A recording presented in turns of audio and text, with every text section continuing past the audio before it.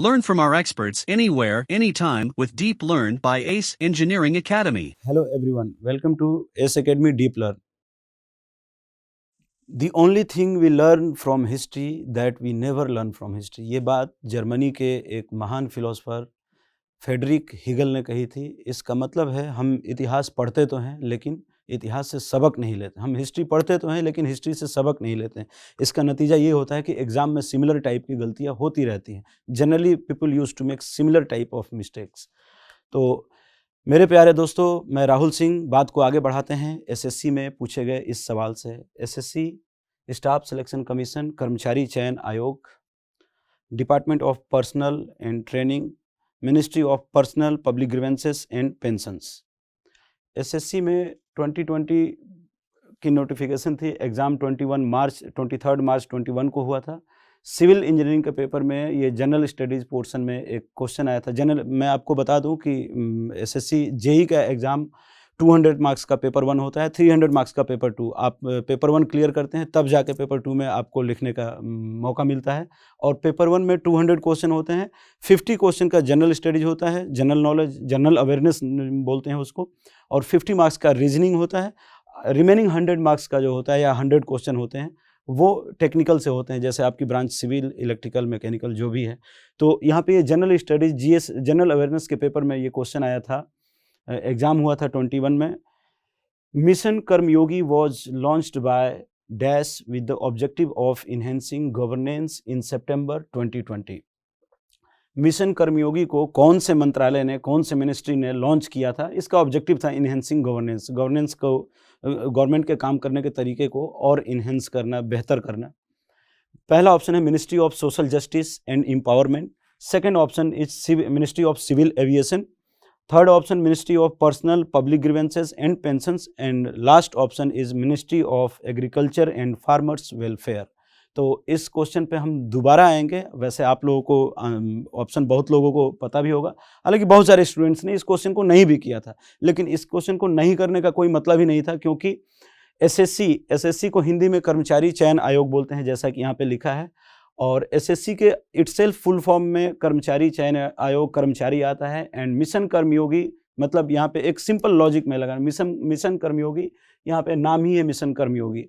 अब मिशन कर्मयोगी जो डिपार्टमेंट, जिस डिपार्टमेंट ने लॉन्च किया था, वही डिपार्टमेंट, उसी डिपार्टमेंट के अंदर में एसएससी, यूपीएससी, ये सारे बॉडी आते हैं जो एग्जाम कंडक्ट कराते हैं। तो इसका बाय डिफॉल्ट इसका आंसर होगा ministry of personnel public grievances and pensions. अब इसके बाद इस क्वेश्चन पर हम दोबारा एक बार फिर आएंगे। इससे पहले हम जानते हैं एसएससी के बारे में। एसएससी क्या है? SSC is staff selection commission. And इसका गठन, इसका निर्माण हुआ था 4 नवंबर 1975 को। उस वक्त इसका नाम था सब ऑर्डिनेट सर्विसेज कमीशन। 26 सितंबर 1977 को इसका नाम बदल के स्टाफ सिलेक्शन कमीशन किया गया। स्टाफ सिलेक्शन कमीशन को हिंदी में कर्मचारी चयन आयोग बोलते हैं, जबकि सब ऑर्डिनेट सर्विसेज कमीशन को हिंदी में अधीनस्थ सेवा आयोग बोलते हैं। हिंदी में भी जानना, थोड़ा बहुत बेसिक वर्ड्स को, बेसिक टर्मिनोलॉजी को हिंदी में क्या बोलते हैं, कई बार जरूरी हो जाता है। अगर हिंदी में किसी स्टूडेंट को ऑलरेडी पहले से पता था होता कि कर्मचारी चयन आयोग बोलते हैं, तो इस क्वेश्चन का आंसर वो लॉजिक लगा के या हिट एंड ट्रायल मेथड से भी सही कर देता, अगर पता नहीं होता तो। या अगर आपने जनरल करंट अफेयर्स या जनरल स्टडीज पढ़ी होती, करंट अफेयर्स के वैसे तो ये क्वेश्चन है, लेकिन जिनको एसएससी के बारे में पता है उनको ये पता होता कि ये करंट अफेयर से, ये ministry of personnel public grievance and pension, इस डिपार्टमेंट ने इस कमीशन को लॉन्च किया था। अब एसएससी के बारे में थोड़ा सा और जानते हैं हम। एसएससी, जैसा कि मैंने बताया, 26 सितंबर 1977 को इसका नाम बदल के स्टाफ सिलेक्शन कमीशन कर दिया गया। और all the functions of SSC were redesigned and redefined by Government of India through Ministry of Personal Public Grievances and Pensions on 21st of May 1999। और 1 जून 1999 से इसको लागू किया गया। मतलब कि 1999 में 21 मई को इसका रिकंस्ट्रक्शन हुआ और 1 जून 1999 से ये लागू हो गया। उसके बाद से हर साल एसएससी अपने पूरे इंडिया के लिए एग्ज़ाम कंडक्ट कराता है और इसके फिक्स डिपार्टमेंट्स हैं। हर डिपार्टमेंट में हर साल नोटिफिकेशन आनी ही आनी है। ये अभी न्यूज़ थी लास्ट ईयर की। The central government has approved a proposal of department of personnel and training DOPT to launch mission Karmayogi. यहाँ देखिए mission Karmayogi, a skill program for civil servants with a focus more on the role of officials than rules provided for them।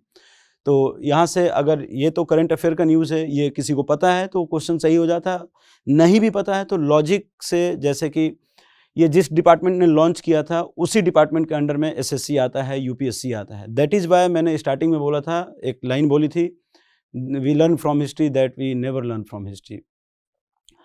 तो हमें at least हम जिस exam की preparation करते हैं, जो एग्ज़ाम हमें लिखना है, उसके बारे में उसका बेसिक फाउंडेशन, वो एग्ज़ाम कौन कंडक्ट कराता है, ये सारी बातें हमें पता होनी चाहिए। तो हमें बेसिक नॉलेज होनी चाहिए, बेसिक नॉलेज होनी चाहिए। अब आइए इस बात को आगे बढ़ाते हैं। SSC का जैसा कि मैंने बताया कि 7 रीजनल ऑफिसेस और 2 सब रीजनल ऑफिसेस, यानी कि इंडिया में टोटल 9 ऑफिसेस हैं अलग अलग लोकेशन पे काम को आसान करने के लिए, और हेड क्वार्टर दिल्ली में है। नॉर्दर्न रीजन का ऑफिस भी दिल्ली में है और हेड क्वार्टर भी दिल्ली में है। तो इसके चेयरपर्सन है सुजाता चतुर्वेदी, जो कि DOPT department of personnel and training की एडिशनल सेक्रेटरी भी हैं। और जनरली ये डिपार्टमेंट तो डायरेक्ट प्राइम मिनिस्टर के अंडर आता है, लेकिन इसमें मिनिस्टर ऑफ स्टेट राज्य मंत्री भी होते हैं। करेंटली अभी डॉक्टर जितेंद्र सिंह इसके मिनिस्टर ऑफ स्टेट राज्य मंत्री हैं। और ये रहा SSC के बारे में कुछ। और अब और थोड़ा सा आगे बढ़ते हैं। Learn from our experts anywhere, anytime with Deep Learn by ACE Engineering Academy। कि SSC में कौन कौन से एग्ज़ाम होते हैं और through out the year. For example मैंने एग्जांपल लिया है 2019 का। 2019 में कितने एग्ज़ाम SSC ने कंडक्ट किए थे, और हर साल उतने ही एग्ज़ाम कंडक्ट करना होता है SSC को। ड्यूरिंग द ईयर ऑफ 1920 का मतलब यहाँ 1 अप्रैल से लेके 31 मार्च 2020, यहाँ 1 अप्रैल से 31 मार्च, 1 अप्रैल से 31 मार्च तक कितने एग्ज़ाम कंडक्ट नोटिफिकेशन आई और कितने फॉर्म सबमिट किए गए। तो ये टोटल 9 एग्जामिनेशन है। ऊपर से 1 to 7 एग्जामिनेशन ये ओपन कंपटीशन होता है, ये सबके लिए होता है। ये कुछ स्पेशल रिक्रूटमेंट होती है जिसका राइट SSC के पास होता है, ये सबके लिए नहीं होता। इसके बारे में भी डिटेल किसी नेक्स्ट वीडियो में जानेंगे। अभी ये 1 to 7 ये सारे एग्ज़ाम हैं। एग्ज़ाम में एक बार ऐसे बता देता हूँ, आप लोगों को पता होगा, most famous exam combined graduate level CGL, SSC CGL, इसके इतने एप्लीकेशंस एक साल में जनरली लास्ट ईयर रिसीव हुए थे। Combined higher secondary level exam CHSL, ये 10+2 के लिए होता है। इसके लिए सबसे ज़्यादा एप्लीकेंट्स थे, 42 lakh around. Next stenographer, next junior engineer civil, mechanical, electrical and quantity surveying and contracts, ये इसके लिए 8 लाख एप्लीकेंट थे। Next sub inspector in Delhi police, CAPF, ASI in CISF। Next junior Hindi translator, junior translator. Last MTS multitasking staff examination 19। ये सारी notification 19 की थी जो 19-20 के बीच में आई थी। वैसे SSC के एग्ज़ाम अभी पिछले कुछ टाइम से 4-5 साल 6 साल से 1 साल डिले चल रहा है, थोड़ा सा डिले चल रहा है। इनके एग्ज़ाम ये सारे 1 साल डिले वैसे भी चल रहे हैं। और अब तो जहाँ तक बात है कि 2021 से CET common eligibility test launch होने वाला है। Railway, banking, public sector banking और SSC वाले जितने एग्ज़ाम होते हैं नॉन गजेटेड, वो सारे एग्ज़ाम CET के थ्रू होंगे। हालांकि अभी उसके बारे में कोई न्यूज़ नहीं है और अभी तक कोई अपडेट नहीं है। अब आइए देखते हैं इसमें रीजन वाइज कितने सिलेक्शन होते हैं। The region wise selections in mandated all India open competitive examinations during 1920, एक साल के अंदर रीजन वाइज कितने सिलेक्शन हुए हैं। तो ये सिलेक्शन का ग्राफ है और यहाँ पे रीजन को शॉर्ट फॉर्म में बोला गया है। तो रीजन हम जानेंगे, जैसे कि ये central region, eastern region, KKR Karnataka and Kerala region, MPR Madhya Pradesh region, NER north eastern, NR northern region, NWR SR southern region, western region. अब इसमें आप जैसा कि ग्राफ में देख रहे हैं, सबसे ज़्यादा सिलेक्शन NR में हुआ है और सेंट्रल रीजन में हुआ है। इसका मतलब सबसे ज़्यादा सिलेक्शन NR और सेंट्रल रीजन में हुआ है।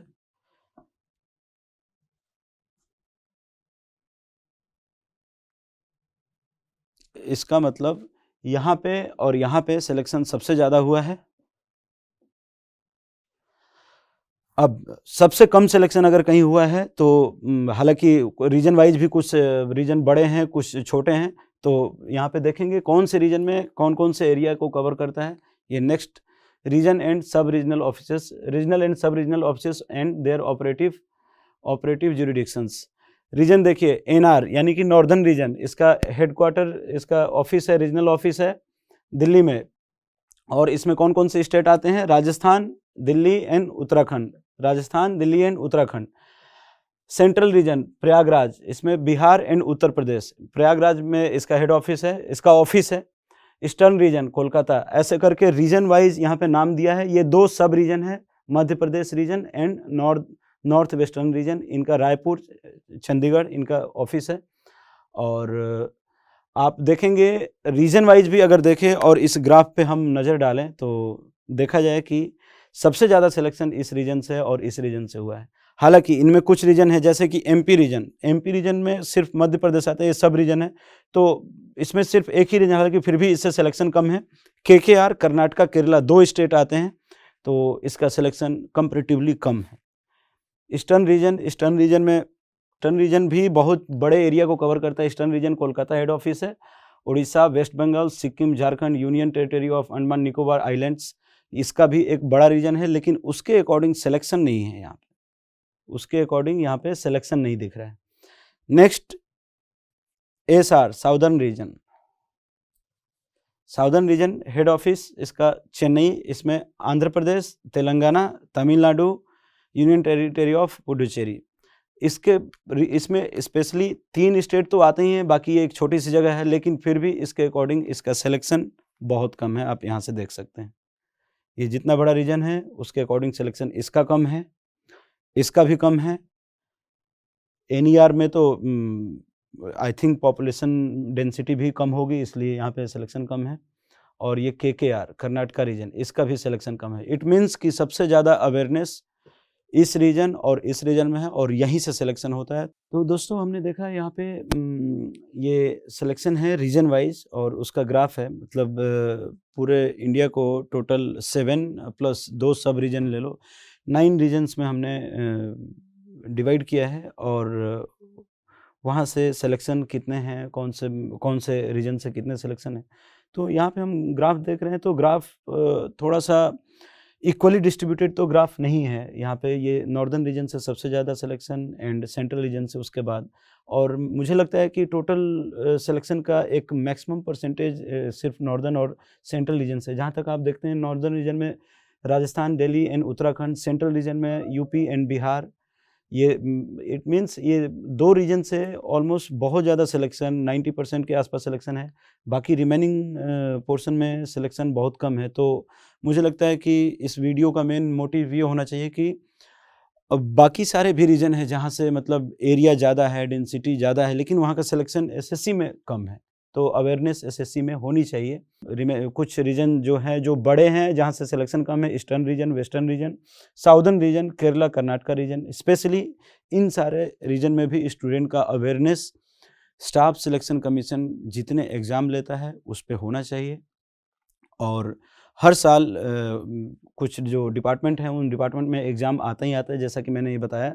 ये 7 एग्ज़ाम तो ओपन कॉम्पिटिटिव एग्ज़ाम है, 1 to 7 तक।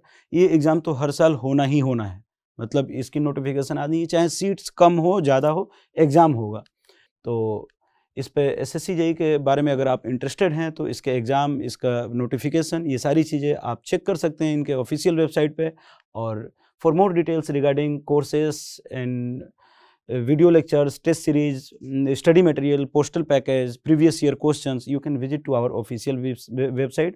और लिंक में भी आपको एसएससी के बारे में और भी कुछ इन्फॉर्मेशन चाहिए या कुछ ऐसा, तो आप कमेंट भी कर सकते हैं, ताकि नेक्स्ट वीडियो बनाने में हमें आसानी होगी। सबसे ज़्यादा अवेयरनेस जिसके बारे में होगी, जिस टॉपिक का होगा, उस टॉपिक को लेके नेक्स्ट वीडियो में आएंगे। So thanks for watching video, thank you, all the best, जय Hind. Learn from our experts anywhere, anytime with Deep Learn by ACE Engineering Academy.